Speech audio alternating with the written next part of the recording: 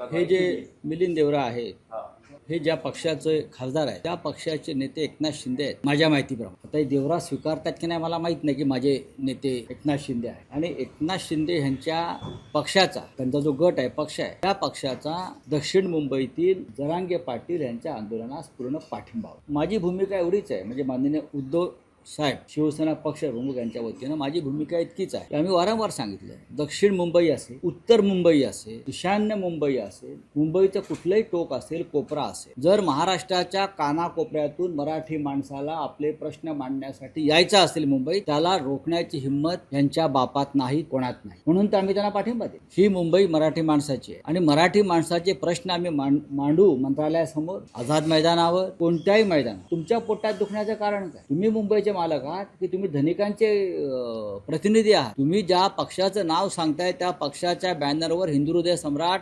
शिवसेना प्रमुख बाळासाहेब ठाकरे यांचा फोटो आहे. तुमचे नेते बाळासाहेब ठाकरेंचा जप करतात, तो खोटा असेल. आणि बाळासाहेब ठाकरे यांनी या मुंबईमध्ये मराठी माणसाला न्याय हक्कानं उभं राहता यावं म्हणून जे काय संघर्ष केला त्यातून शिवसेना उभी राहिली. आणि त्या शिवसेनेच्या डुप्लिकेट का होईना तुम्ही खासदार म्हणून दिल्लीत आलेला आहात. मिलिंद देवरांच्या भूमिकेविषयी त्यांच्या नेत्यांचं मत काय आहे हे मराठी माणसाला समजून घ्यायला आवडेल. तुम्ही मराठी माणसाला मुंबई येऊ नका म्हणताय, आम्ही आंदोलन करू नाही तर हैदोस घालू. तुम्ही कोण आम्हाला विचारणं? ठीक आहे, कोर्टाने आम्ही बघून घेऊ. राज्याच्या मुख्यमंत्र्यांनीही रोखलं नाही, त्यांनी अत्यंत संयमानं आणि समजूतदारपणानं मराठी माणसाला मुंबईत येऊ दे. मी त्याबद्दल त्यांचं अभिनंदन करीन, मी वारंवार केलेलं आहे. तुम्ही कोण?